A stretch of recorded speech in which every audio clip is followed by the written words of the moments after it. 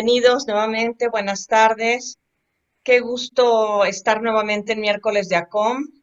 Se extrañan estos miércoles, ahora que son cada 15 días, pero la verdad es que estamos teniendo conferencias muy interesantes y pues vale la pena seguir haciendo el esfuerzo y trabajando en esto.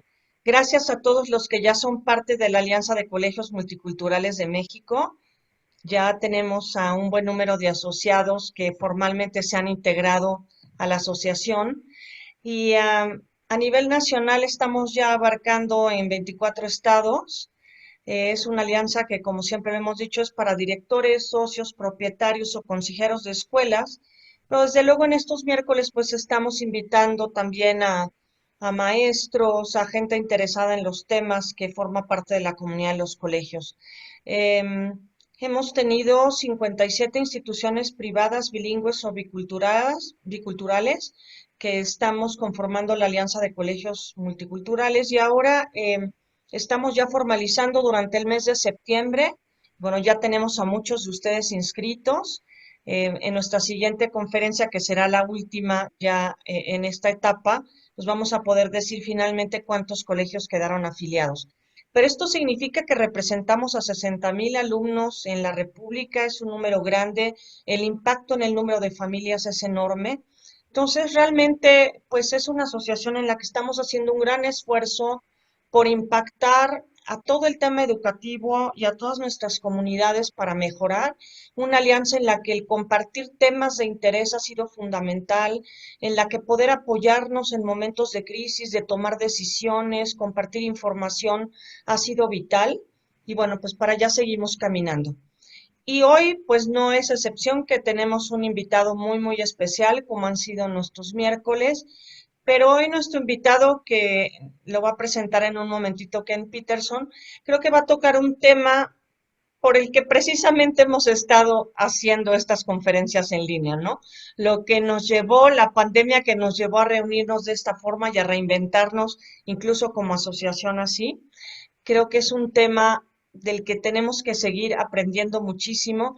Y bueno, los dejo con Ken Peterson, nuestro vicepresidente de la asociación, para que presente a nuestro invitado estrella de esta tarde. Gracias. Gracias, Iona. Es un honor para mí poder presentar a nuestro orador de hoy, el doctor Francisco Moreno Sánchez. Él es médico egresado de la Universidad de La Salle con especialización en medicina interna por el Centro Médico ABC. Cuenta con una amplia experiencia en enfermedades de transmisión sexual, temas de inmunología y temas de enfermedades infecciosas. Realizó la subespecialidad en infectología en la Universidad de Texas en Estados Unidos, en Austin, obtiene el premio Merck al mejor residente del estado de Texas y actualmente es el director de medicina interna del Centro Médico ABC Observatorio. Ha sido profesor titular de la especialidad de medicina interna de dicho centro, manteniéndose en los primeros lugares a nivel nacional desde hace más de 14 años. Ha publicado más de 75 artículos y ha colaborado en 12 libros como editor del capítulo. Tiene 5 ediciones del libro ABC de Medicina Interna y ha dictado más de 200 conferencias en congresos nacionales e internacionales. Bueno, si a eso le sumamos todos los Zooms que ha dado el doctor, yo imagino que es un número también impresionante. Por todo lo anterior, el doctor Moreno Sánchez es reconocido como un referente especialista en infectología en la Ciudad de México. Además de ser galardonado como uno de los mejores médicos de México en los Top Doctors Awards de 2016 y 2019. Es un honor para nosotros tener aquí al presente al doctor Francisco Moreno Sánchez. Pues muchas gracias a ustedes. Antes que nada, antes de empezar la plática, quisiera decirles que si algo ha mostrado esta pandemia en este país es la necesidad de educación. Creo que una de las claves por la que hemos tenido tantos casos, seguimos teniendo pacientes tan graves, seguimos teniendo fallecimientos, es porque hay una falta de educación muy importante en este país. Y entonces, ustedes tienen una tarea muy particular, muy importante, muy sobresaliente. Necesitamos un país mejor educado. Qué bueno que se forman este grupo de asociaciones, porque necesitamos muchas de ellas. Necesitamos mejorar el nivel de educación del mexicano. Esto hoy ha quedado más claro que nunca. Así es que me congratulo de estar con ustedes. Les haré la presentación de una charla de 30 minutos y después abriré el tema a preguntas y respuestas. intentaré cubrir los temas de actualidad y lo que hemos ido aprendiendo acerca de esta enfermedad.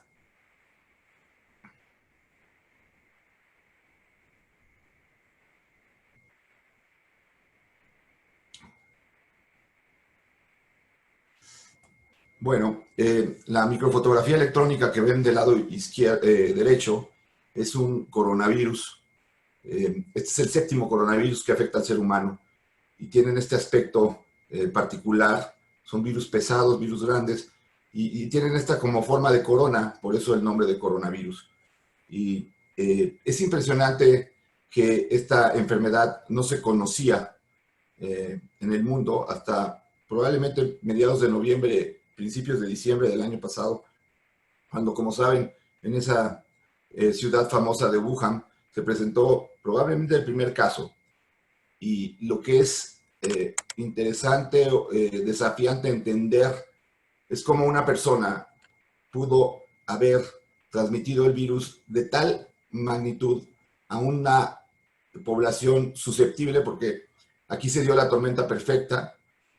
La población, los seres humanos que vivimos actualmente en la Tierra no habíamos estado nunca expuestos a este virus y por lo tanto todos éramos susceptibles.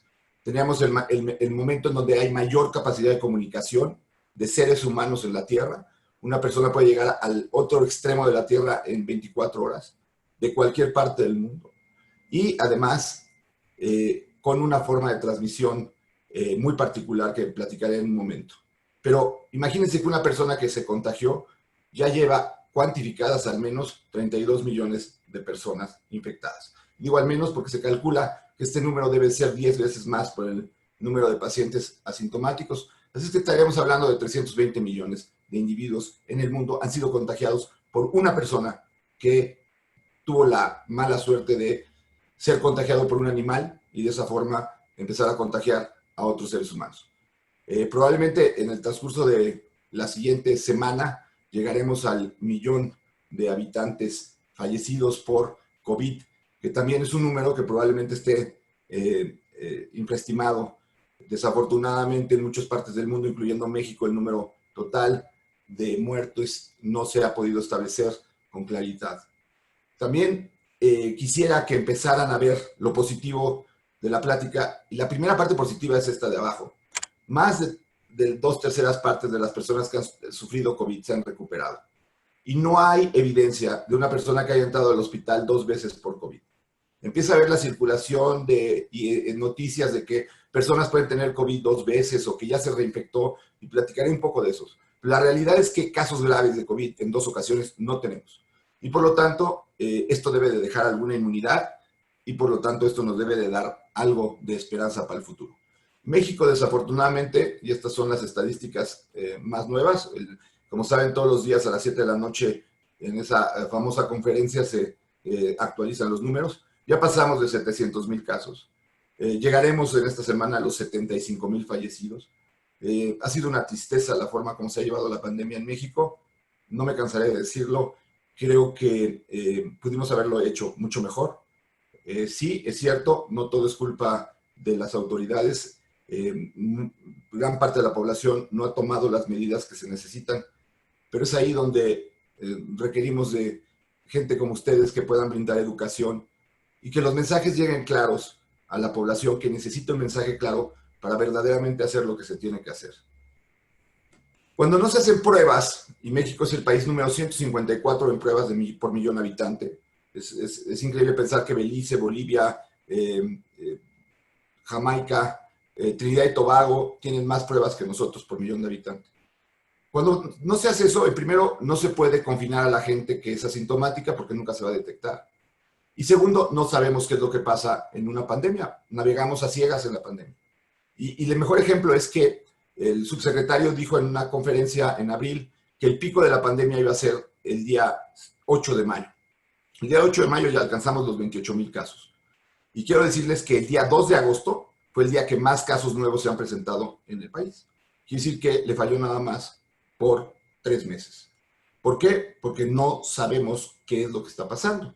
Y el otro ejemplo triste es cuando domamos a la pandemia. Así se dijo en una conferencia mañanera en junio, primero se dijo que ya habíamos domado a la pandemia y que por lo tanto podríamos abrirlos a la nueva normalidad. De esa nueva normalidad teníamos 10.167 pacientes fallecidos. Actualmente tenemos a más de 7 veces ese número. ¿Qué ha pasado con la pandemia? La pandemia ha tenido una característica. Ha sido una ola interminable de casos. ¿Y por qué hablo de esta ola interminable de casos? Porque si ustedes ven lo que pasó en Italia, sí, en Italia fue pavorosa la forma como se presentó. Italia tenía 72% de cama ocupada cuando se presentó la pandemia. Hubo esas escenas terribles de muertes por personas que no podían llegar a un hospital.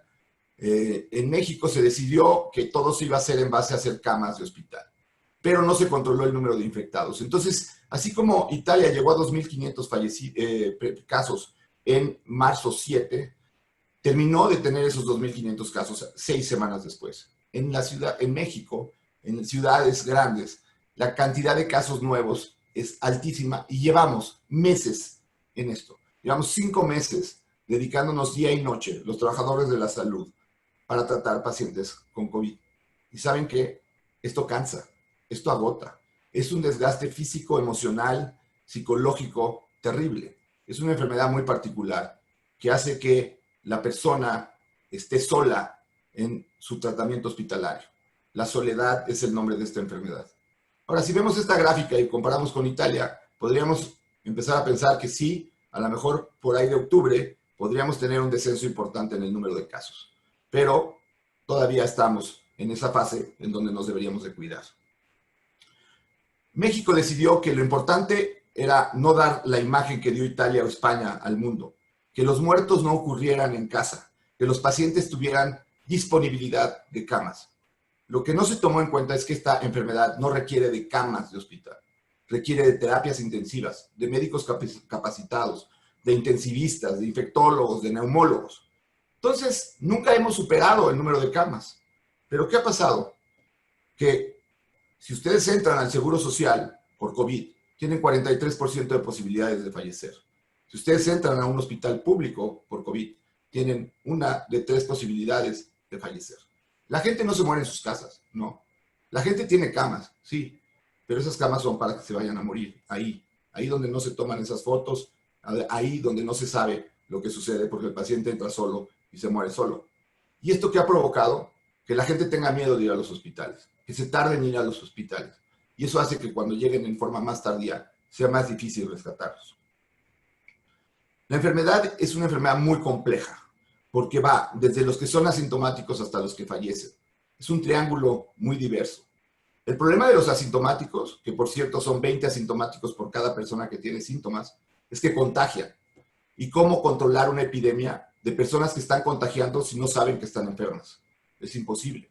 Por eso hay que tener medidas de prevención, que si no se toman, no se logra contener. Y la otra es buscar las formas de identificar a estos pacientes. Y la única es identificando que son los contactos de personas que son sintomáticas. De cada 100 personas que tienen síntomas, 80 se van a curar en casa, padeciendo de una enfermedad que puede ir de leve a moderada, algunos de ellos con manchas en los pulmones. Pero en todos los casos, en esos 80, se van a resolver y se van a curar. ¿Cuál es la situación de estos y por qué traigo a colación este grupo de pacientes? Porque estos pacientes se curan realmente a pesar de los doctores.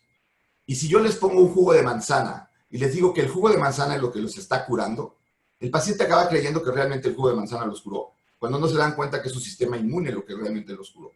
Y desafortunadamente, así como hay mala educación, también hay gente que se aprovecha de esta situación para vender productos milagro, que lo único que hacen es tener un 80% de efectividad. ¿Por qué? Porque la enfermedad en sí tiene un 80% de personas que se van a componer sin necesitar un hospital.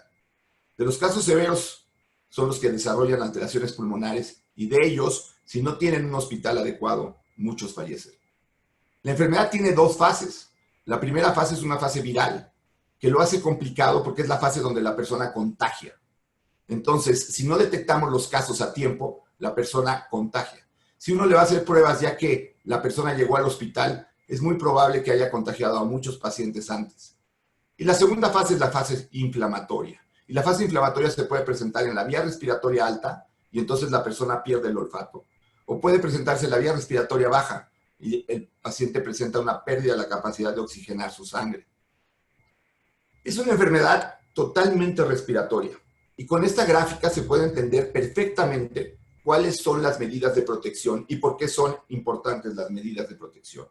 La enfermedad se transmite a través de las gotas de secreción respiratoria que salen de nuestra boca, nuestra nariz, cuando hablamos, cuando gritamos, cuando tosemos, cuando estornudamos. Si una persona se cubre la boca y se cubre la nariz, va a evitar que esa cantidad de partículas esté saliendo. Por eso el cubrebocas es tan importante. La persona que se contagia a través de los ojos, a través de la nariz y a través de la boca. Entonces, sabemos que si una persona habla y saca secreción respiratoria, esta va a viajar aproximadamente 1,5 metros. ¿Y por qué viaja 1,5 metros? Porque el virus, aunque es pequeño, no se ve, tiene un peso gravitacional que hace que después de 1,5 metros caiga a una superficie. Esa superficie se puede contaminar y el virus puede durar viable en esa superficie algunas horas. Lo suficiente para que llegue una persona, lo toque con su mano y se pueda contaminar su mano.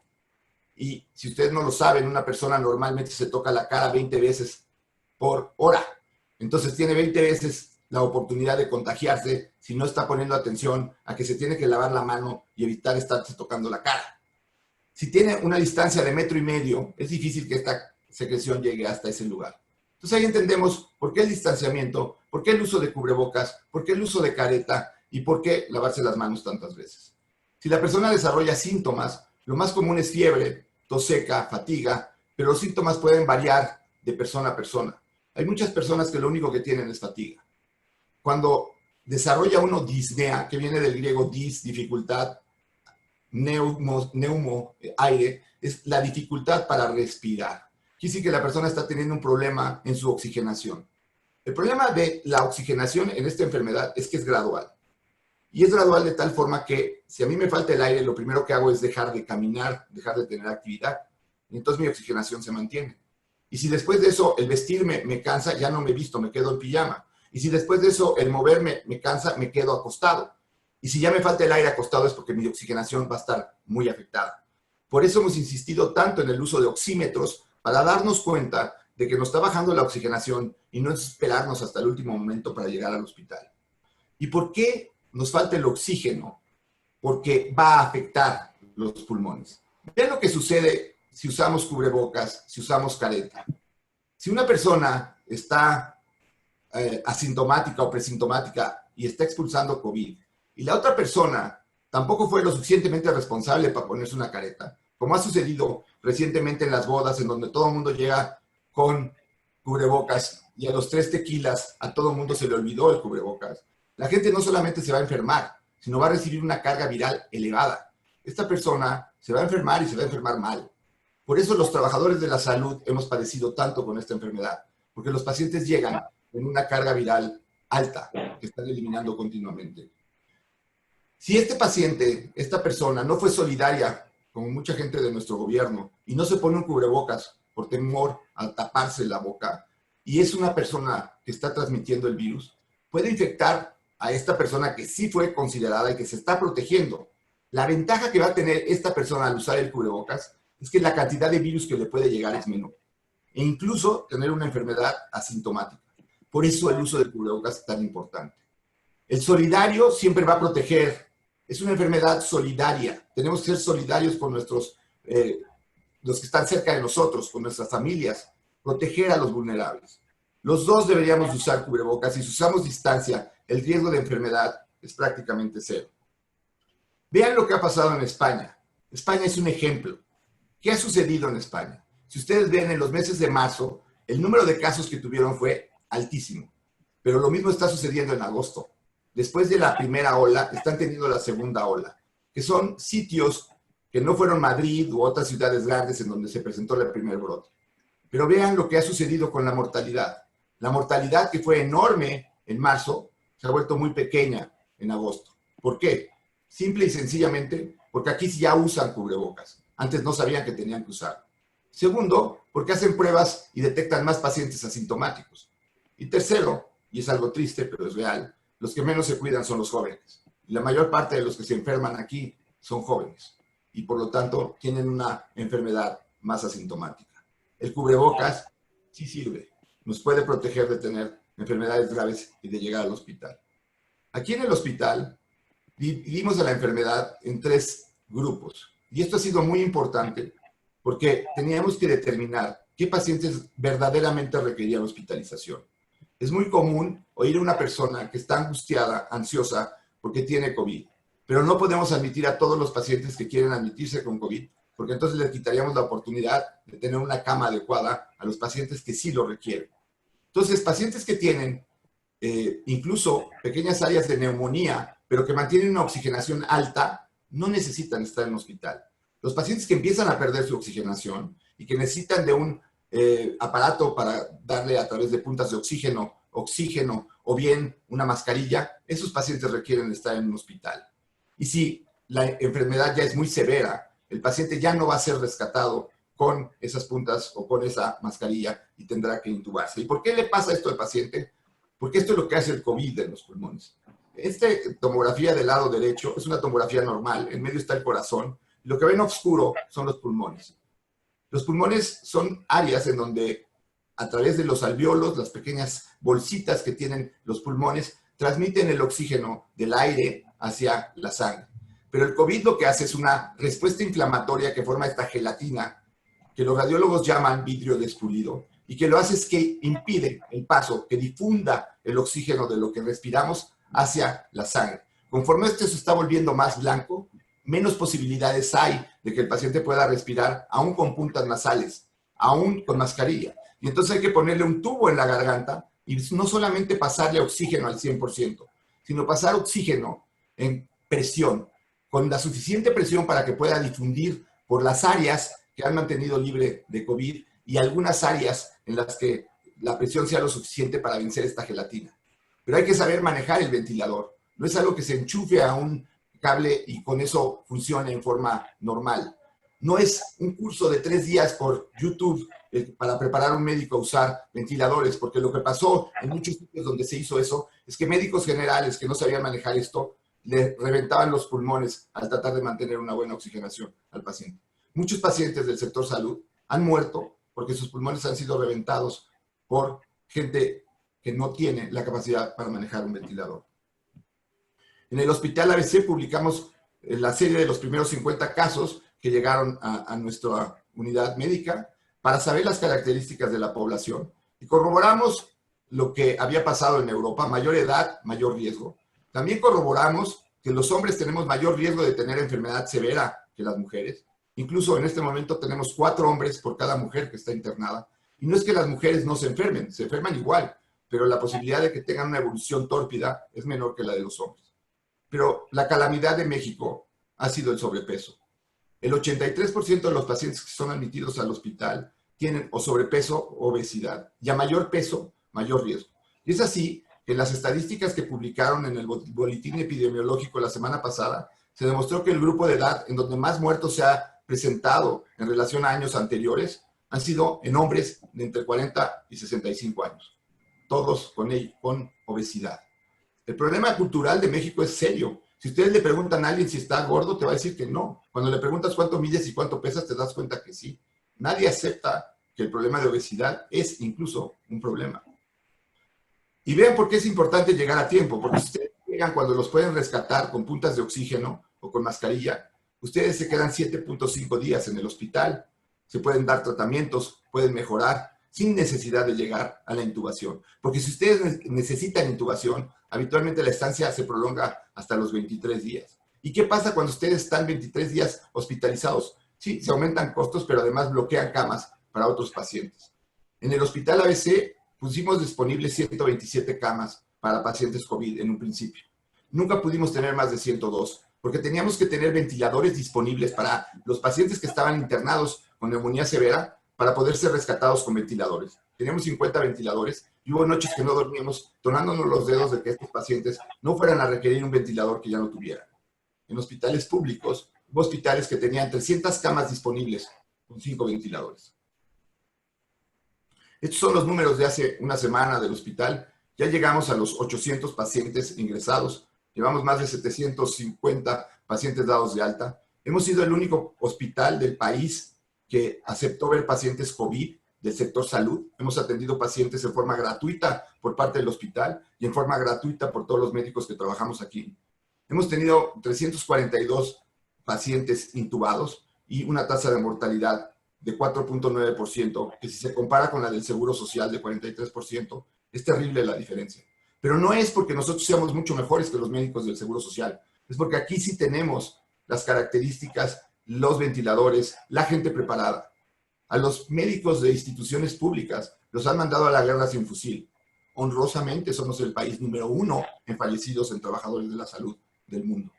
Tenemos esto que se llama área gris, cosa que tampoco existe en los hospitales públicos.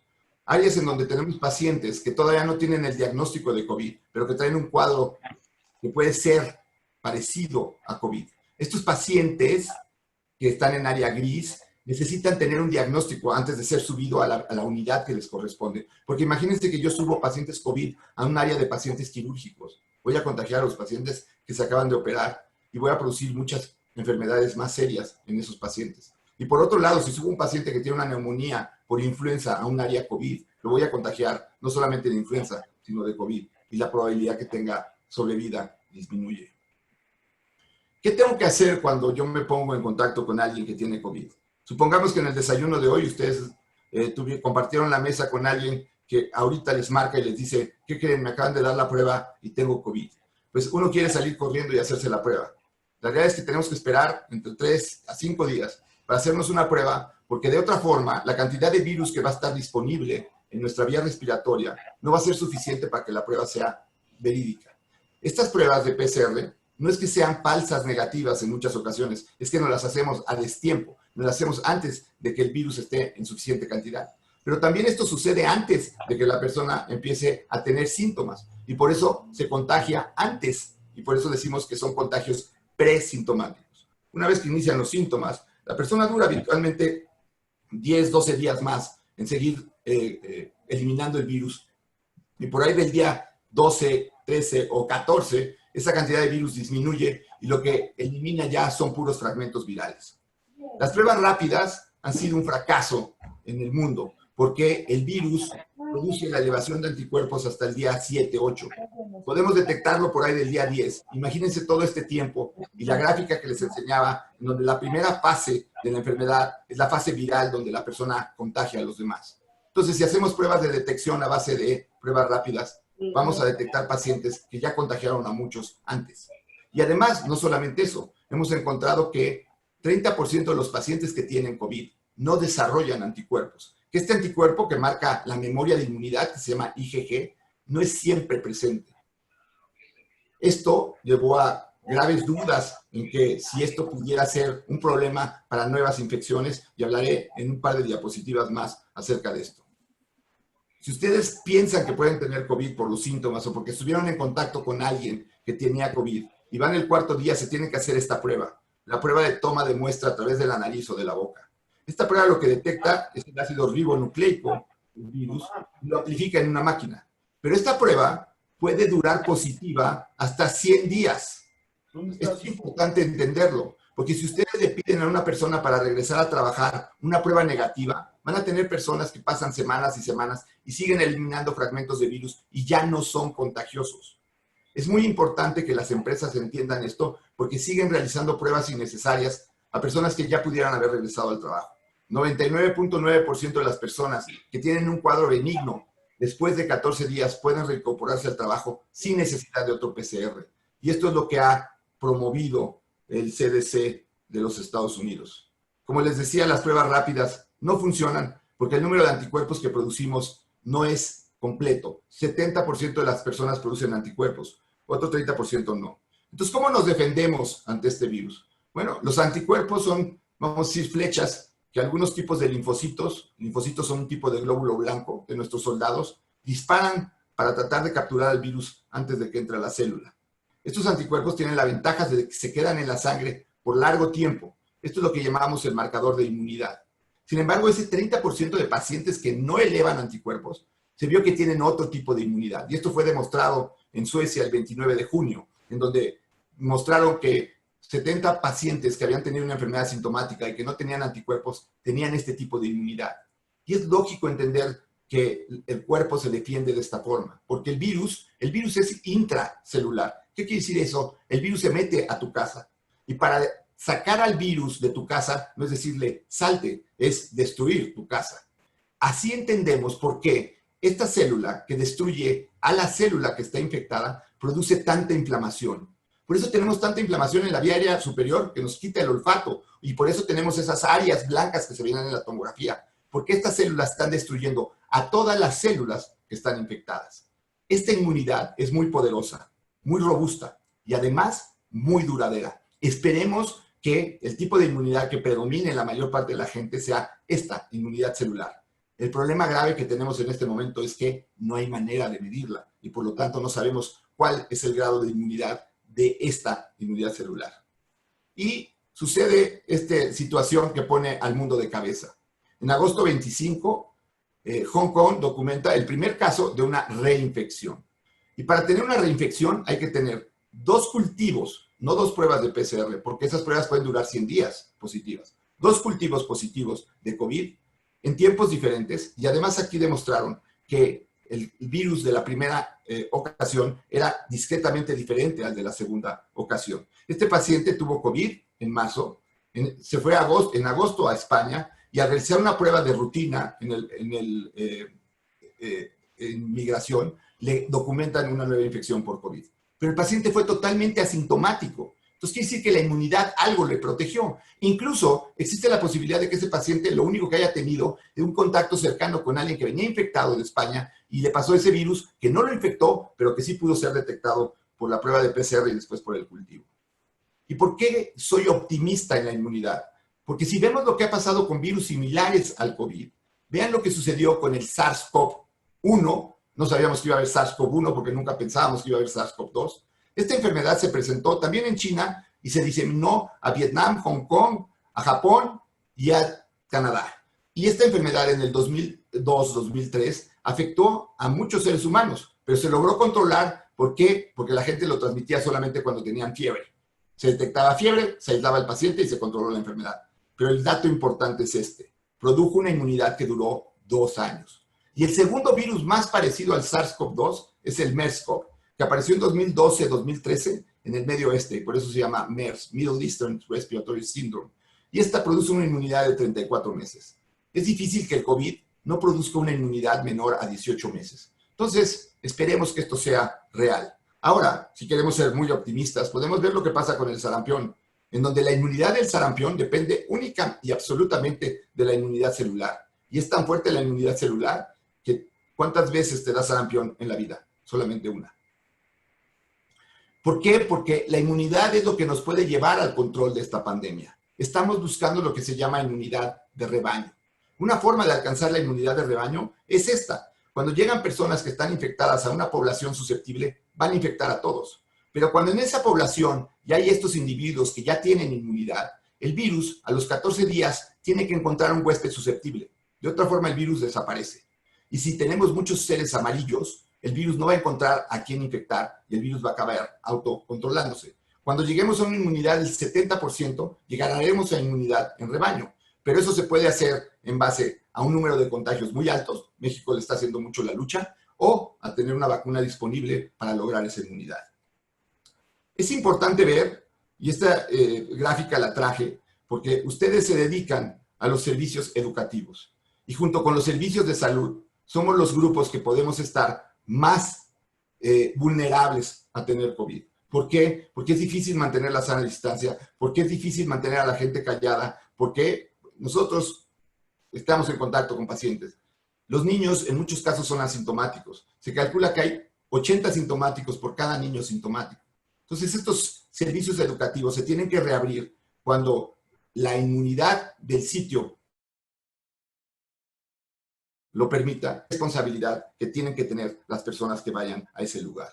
Y es así como hemos establecido pues, una cartilla de seguridad. Si tú eres mayor de edad, si tienes un peso mayor de lo que deberías de tener, o tienes alguna enfermedad concomitante como hipertensión, diabetes, o algún problema pulmonar, algún problema crónico, eres de alto riesgo. No salgas de tu casa, no te arriesgues en sitios donde va a haber contagios. ¿Por qué? Porque si te enfermas vas a acabar en el hospital. usa siempre cubrebocas y averigua cuál es el semáforo de tu lugar en donde estás. Desafortunadamente en este país, el semáforo depende del número de camas disponibles. Y ya vimos para lo que sirven las camas disponibles. El semáforo en todo el mundo depende del número de casos nuevos que hay. Afortunadamente parece ser que hay un descenso en los casos nuevos. Me preocupa un poco que durante las últimas 2 semanas se han relajado mucho las medidas de contención y hemos tenido un incremento en los nuevos casos. Hay que usar más que nunca la limpieza. El lavado de manos con agua y con jabón ha sido tan importante que en el hospital hicimos un estudio en gastroenteritis en niños comparado con el 2017, 2018 y 2019. Tenemos 85% menos niños con gastroenteritis. ¿Por qué? Simplemente porque hacemos que ellos se laven las manos y porque nosotros nos lavamos las manos. No hay que perder esto. Esta es de las lecciones buenas que deja el COVID. El virus va a estar más activo en lugares cerrados, en donde haya aire acondicionado que mantenga al virus suspendido en el medio ambiente, cuando haya mucha gente, cuando esa gente está hablando, gritando o estornudando, y cuando el tiempo de exposición se alarga. Así es que si eres una persona de alto riesgo, trata de que si tienes que salir, sean lugares al aire libre por poco tiempo donde no haya mucha gente. De otra forma, te puedes enfermar y te puedes morir. Los factores para regresar a la normalidad van a depender mucho de la inmunidad de cada persona. Como ven, la inmunidad celular no la podemos medir, pero sabemos que si tú tuviste COVID y tienes un PCR positivo y tuviste síntomas y ya te resolvió el problema, vas a tener una inmunidad que va a durar algo de tiempo. También saber cuál es la inmunidad del lugar, algo difícil en este país con los pobres números que tenemos para cuantificar. Pero lo que es importante es, si tú tienes estos factores, espérate o sal lo mínimo indispensable. Evidentemente el sitio donde laborar es un factor que va a determinar quiénes pueden regresar a trabajar. Brevemente hablar de vacunas, porque parece que se ha puesto el piloto automático en que lo que nos va a salvar es las vacunas. Para que una vacuna se apruebe, en general pasan 2 años. ¿Y por qué pasan 2 años? Porque hay que tener una fase 2 y una fase 3 en donde se pruebe la vacuna en muchos individuos para saber que esa vacuna no solamente es eficaz, sino la vacuna es segura. ¿Por qué? Porque el problema de las vacunas es que pueden producir reacciones en el momento en que se aplican, pero también reacciones en forma tardía, problemas neurológicos, problemas inmunológicos. Y si no, que se lo pregunten a AstraZeneca, que acaba de tener el segundo paciente que tiene mielitis transversa y que es muy probable que esa vacuna no vaya a seguir adelante. Pero, como todo lo que ha pasado en esta pandemia, en este mundo tan complicado, en donde la economía, los gobiernos, la política y hasta las elecciones son más importantes que la propia salud del individuo, tenemos la urgencia de gobiernos por tener una vacuna, sea segura o no sea segura. Y así tenemos ya prácticamente 6 vacunas en fase 3. Unas son genéticas, lo que usan es el RNA del virus, como Moderna y Pfizer-BioNTech. Pfizer-BioNTech probablemente en la semana que entra en los próximos 15 días va a entrar ya en fase 3. AstraZeneca, CanSino y Sputnik utilizan un vector viral. ¿Qué es un vector viral? Utilizan a otro virus y en él le insertan partículas del COVID. Es como si ustedes usaran la leyenda del caballo de Troya no como regalo, sino como alertar a su sistema inmune por una tremenda molécula de infecciosa y así generar una respuesta inmune muy acelerada. ¿Qué me preocupa? Que AstraZeneca acaba de tener el segundo paciente con mielitis transversa. CanSino, que es una compañía canadiense y china, está usando la misma vacuna. Y lo que es peor, Sputnik, cuyo fase 2 fue utilizar a 70 pacientes para saber que esa vacuna era segura, en lugar de utilizar lo que se pide arriba de 1,500 personas, pues Sputnik ya dijo que tiene la vacuna. Incluso le puso Sputnik para que los americanos se retorcieran un poquito más el limón, recordando el satélite Sputnik con el que le ganaron la carrera del espacio. Pero ¿por qué les comento esto? Porque todo se ha vuelto política. Y el presidente Trump dice que va a haber una vacuna en 3 semanas. Y no hay manera de que haya una vacuna en 3 semanas. Si bien nos va, tendremos una vacuna para marzo o abril del año que entra. Y mejor que no llegue una vacuna antes, porque sería una vacuna poco segura. Y si llega una vacuna antes, la verdad es que yo vacunaría a los políticos y a los burócratas. Porque si ellos sobreviven, la vacuna es buena. Y si ellos no sobreviven, entonces vamos a estar mejor que como estábamos. Muchas gracias y hablo del panel a preguntas.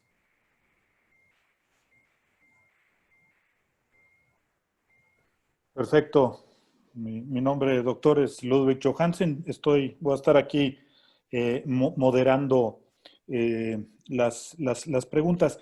Un poquito, y quizás inclusive en la información que estuvimos mandando a nuestras instituciones afiliadas y a los que los hemos invitado, hay muchas preguntas que tienen que ver ahorita, qué va a pasar y si noviembre, si se relajan, pero habíamos ahondado alrededor de la cuestión, ¿qué va a pasar entre COVID y la influenza? O sea, la época de diciembre o del invierno y cómo nos puede afectar. ¿Nos vacunamos, no nos vacunamos? Generalmente los que estamos en contacto con los niños, nos hemos estado vacunando sí o sí siempre. ¿Qué recomendación habría en ese sentido? Y ese es mi más grande temor actualmente. Mi más grande temor no es que haya una segunda ola. Mi más grande temor es que van a empezar a ver las infecciones respiratorias y los niños son fuente frecuente de estas infecciones respiratorias. Influenza, virus sincicial respiratorio, parainfluenza, metaneumovirus, un sinnúmero de virus que pueden dar un cuadro idéntico al COVID. Si tú tienes ahorita dolor de garganta y fiebre, lo más seguro es que tengas COVID. En 2 meses no vamos a ver si tienes COVID, influenza, virus sincicial respiratorio o una mezcla de todos. La única de todas esas que se puede prevenir actualmente con vacuna es la influenza, que por cierto da un cuadro idéntico al del COVID. Hay que ponerse la vacuna de la influenza. Sin embargo, les quiero comentar que nos hemos enterado que nada más va a haber 30 millones de dosis en un país de 128 millones de habitantes. No va a haber vacunación a las empresas como se hacía antes, porque el gobierno ha decidido manejar la vacuna de la influenza por parte del gobierno únicamente y en instituciones de salud. Estamos haciendo una campaña muy grande para que se liberen vacunas y para que todo el mundo tenga el derecho de poderse ir a vacunar a donde quiera. Si lo quiere hacer en su clínica de salud, perfecto, pero también tienen derecho de vacunarse en otros sitios. Entonces, esperemos que eso dé la vuelta. Mi preocupación no es que se vacunen muchos, es que haya vacunas para vacunarse. Y esto parece ser otro de los problemas que estamos teniendo con el gobierno actual.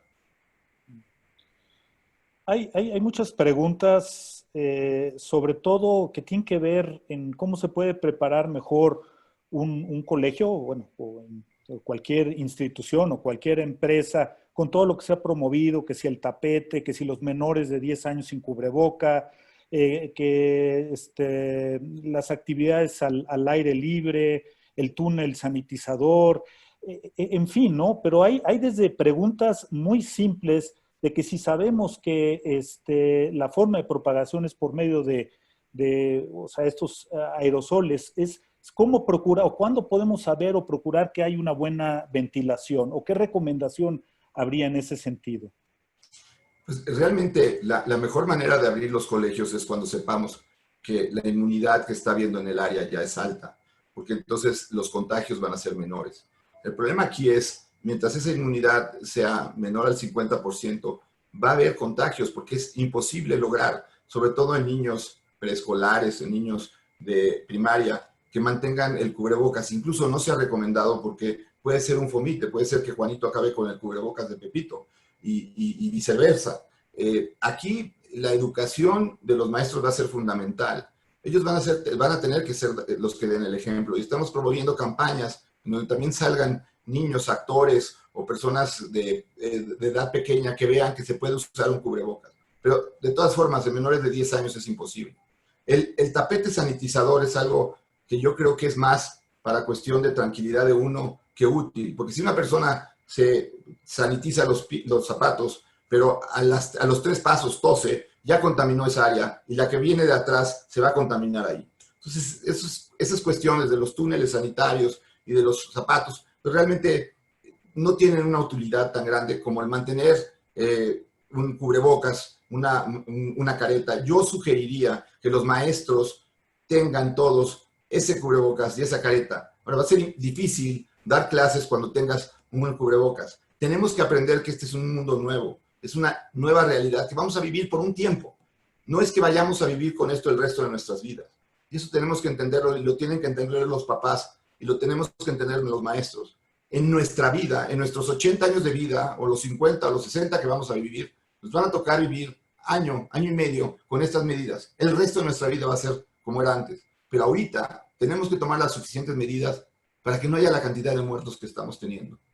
Es verdad, ahorita lo que es prioritario es la salud. Están haciendo ustedes muy bien en tomar las medidas más extremas. Se va a abrir los colegios, sí, pero si los abrimos antes de tiempo, estas 2 semanas que ha habido bodas, que ha habido reuniones en templos, que ha habido fiestas, volvimos a llenar el hospital. Eso es lo que yo ya no quiero. Eso es lo que ya no necesitamos los trabajadores de la salud. De verdad estamos cansados.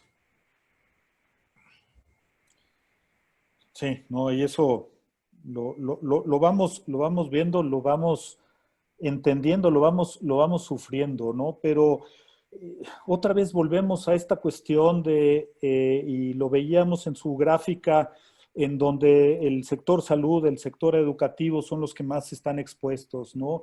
Nos preocupan mucho nuestros maestros porque luego tenemos maestros que ya por edad ya pasan a ser factor de riesgo o independientemente de la edad, pues están en contacto con los niños en preescolar, ¿no? Y si no hay este uso de los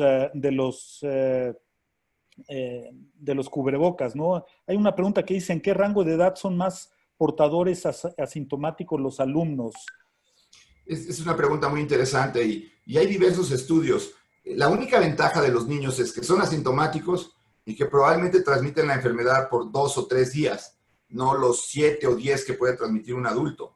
Pero en esta enfermedad hay los extremos.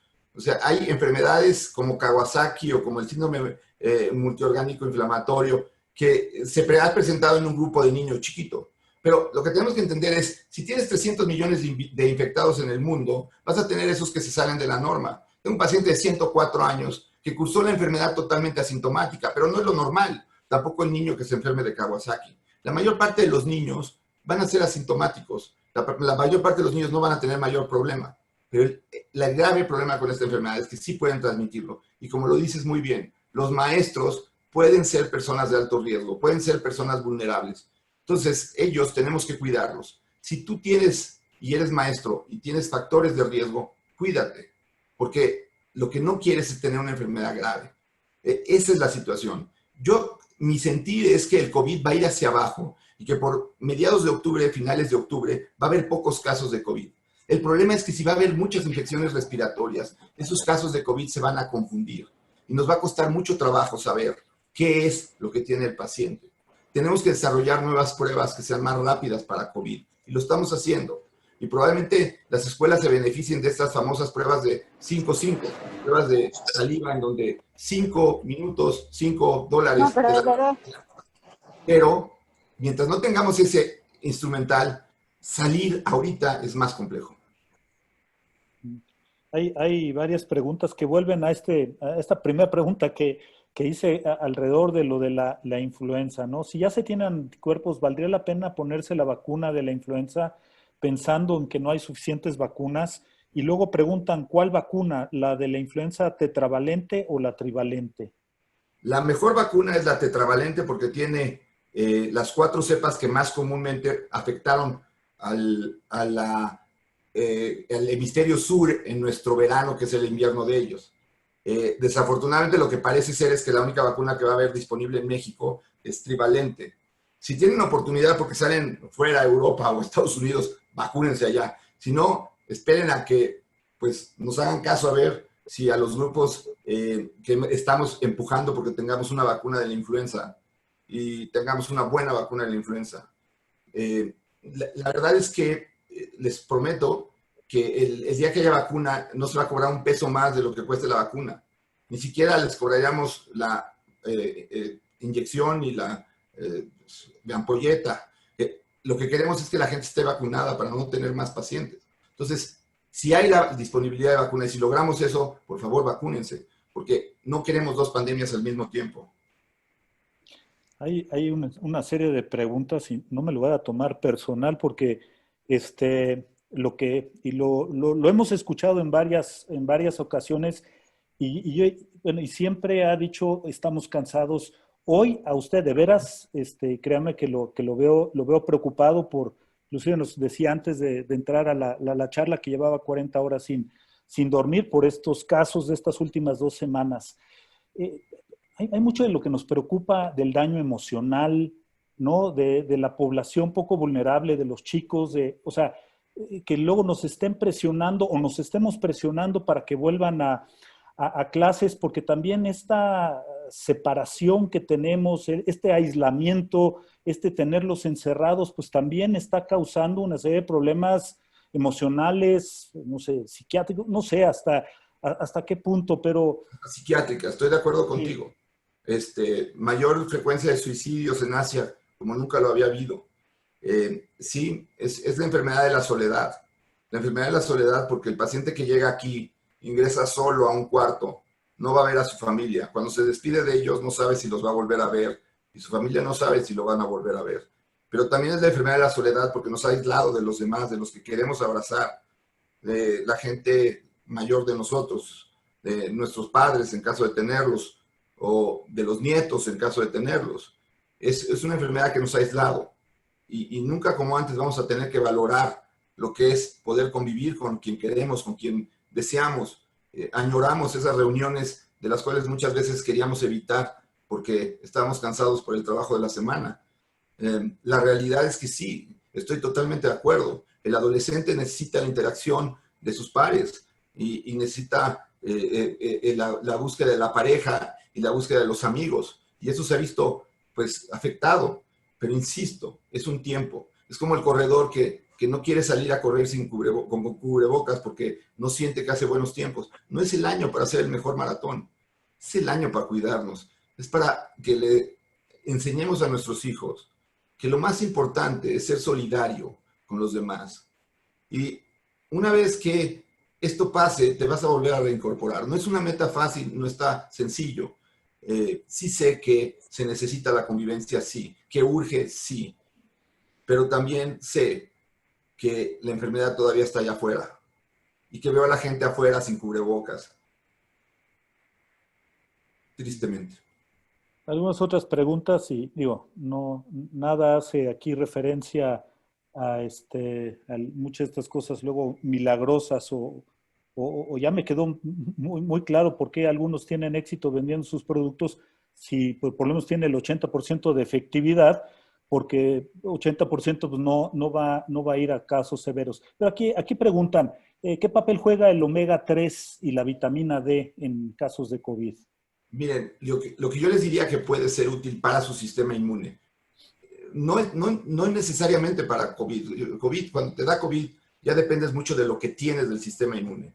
Pero sí, el zinc, el ácido fólico, la vitamina C y la vitamina D se han demostrado en algunos estudios que pueden tener beneficio. Y además daño no les hace. Pero el tomar soluciones de cloro o inyectarse cloro, como vimos al vecino del norte hacerlo, no les conviene. No está bien. No hueves. Ahora, si empiezas con fiebre y malestar general, tomas un antigripal y mejoras, ¿podemos pensar que no es COVID? No. O sea, el COVID, mucha gente después de tener 2, 3 días de síntomas, desaparecen los síntomas y sigues contagiándolo. Si tú tienes síntomas y piensas que puede ser COVID porque tienes una fiebre y a mí nunca me da fiebre, o tienes un dolor de cabeza y a mí nunca me da dolor de cabeza, es mejor que tengas una prueba negativa, que te quedes tranquilo, a que tengas una infección que no detectes y que contagies a los demás, porque a esa persona le va a ir bien, pero si contagia a gente vulnerable, a esa no le va a ir bien.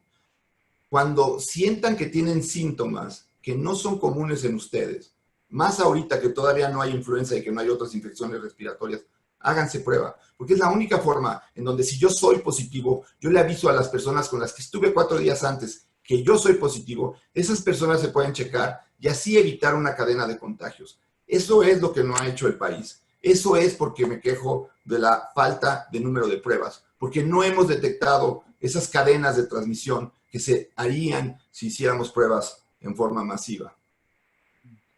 Una pregunta, me acuerdo haber escuchado por ahí algo. ¿Hay algún tipo de sangre que se vea más afectada y que sea más probable que contraiga COVID? Pues mira, ha habido tantos mitos como que el calor iba a inhibir el virus cuando empezó la epidemia en Australia, estaban a 40 grados teniendo casos y se vio que el calor no le afectó al virus. Como también el que la BCG era algo que realmente protegía, porque los últimos lugares en ser afectados fueron América Latina y África, y ahora son los que tienen el mayor número de casos. Así como eso, pues sucede lo de la sangre, ¿no? ¿Por qué? Porque había pocos casos de O positivo en Europa, pero pues ahí predomina la sangre A positivo o la sangre B positivo. Aquí en México está sucediendo que la mayor parte de los casos son O positivo. ¿Y por qué son O positivo? Pues porque eso es lo que predomina en la población mexicana. No, claro. Vamos a regresar a la pregunta o a lo que nos preocupa más a todos. Ya habías dicho que probablemente o que estabas esperando que esta disminución todo octubre. ¿Y qué pasa si entonces nos dicen ahora en noviembre ya podemos abrir? ¿Cuáles serían las recomendaciones para los colegios? ¿Qué hacer en el momento que el primer maestro es positivo, tienes 1 o 2 alumnos? No sé, o sea, no sé, y aquí me voy a alargar un poquito o un mucho, también queremos ver nosotros como asociación cómo les vamos a poder ayudar a ustedes la parte médica en transmitir la mejor información, ¿no? Puede que ahorita nos des alguna respuesta, alguna recomendación, pero igual vamos a tener que elaborar con los datos que haya y cuáles son las mejores recomendaciones que vamos a poder hacer como gremio a los demás colegios. Mira, estamos desarrollando estrategias para esto y te voy a dar 3. Una, tratar de tener pruebas más rápidas que sean fidedignas, sobre todo para personal de alto riesgo. En caso de brotes, estamos haciendo, ya tenemos desarrollado con un par de laboratorios lo que se llaman pool test o pruebas en grupo. ¿Qué es eso? Si resulta que en un salón resultó infectado alguien, en lugar de checar a los 30 niños, se hacen 5 grupos de 6 niños y en todos ellos se toma una muestra. En los 6 se pone en una prueba. Si sale positiva esa, quiere decir que alguno de esos 6 son positivos. Pero si sale negativa, quiere decir que esos 6 son negativos. Entonces, te ahorras pruebas al hacer esto. Esto ya se está haciendo en países como Alemania, como Corea, y ya estamos desarrollando aquí ese tipo de pruebas para que estén disponibles y sean más baratas, porque una prueba detectas a 6 personas. Ese es el pool testing del que hablé hace un tiempo en redes y en medios de comunicación. Eso lo estamos desarrollando. Yo siento que estamos a punto de tener más armas, más herramientas para poderles dar mayor seguridad a ustedes. Es evidente que lo que queremos es reabrirnos con seguridad, pero siento, y es mi pesar, porque yo también quisiera que todo esto volviera a la normalidad. Yo soy profesor de curso y no doy clases más que por Zoom y es bastante desesperante.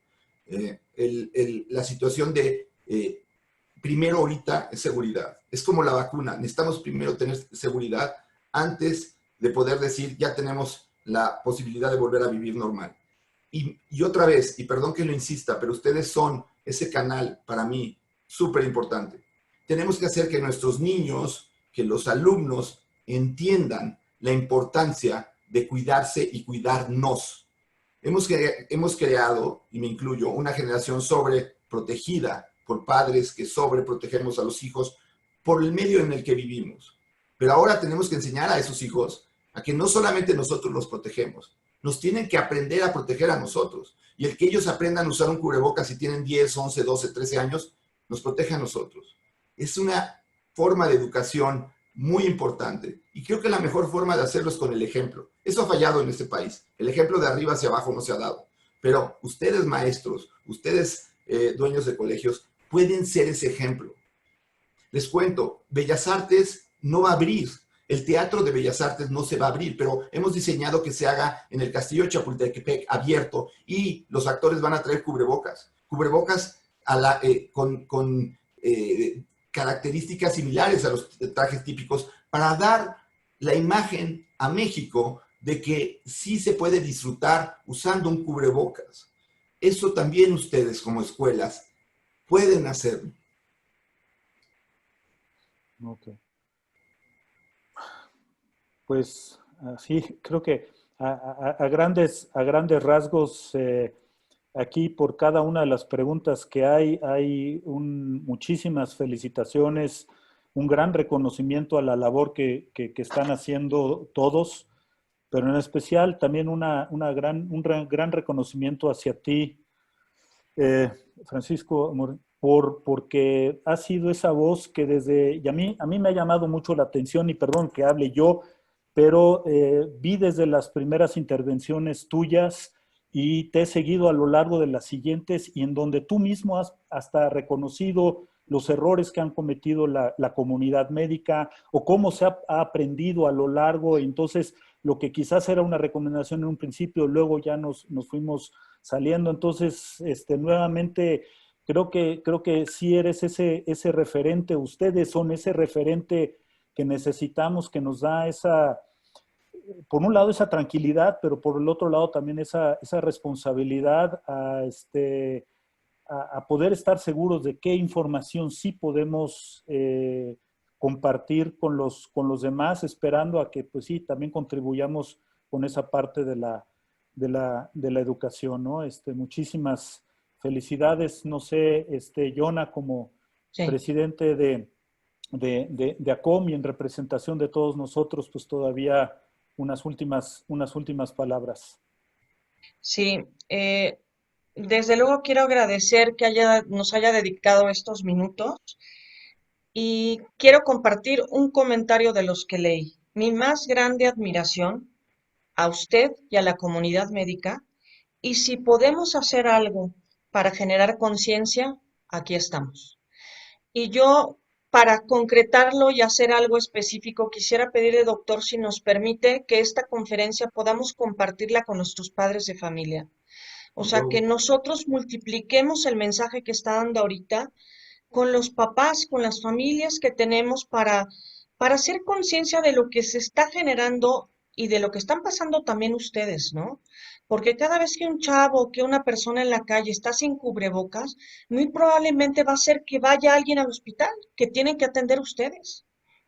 Entonces, me parece que estamos bajando la guardia, me parece que nos estamos desesperando. Sí, los jóvenes necesitan socializar y entonces estamos como ya siendo permisivos y sí, pues hay que, y estamos generando otra vez un problema terrible, ¿no? Entonces, yo creo que ha sido, por lo menos para mí, yo otra vez, yo también hablo en lo personal, pero me ha abierto mucho los ojos y me ha generado una gran conciencia darme cuenta de lo que estamos otra vez provocando.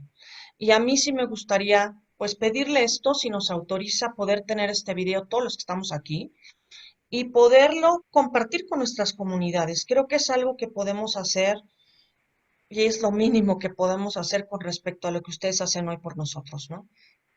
Bueno, Muchísimas pueden hacer gracias. otra cosa, cuidarse. Ok. Cuídense ustedes.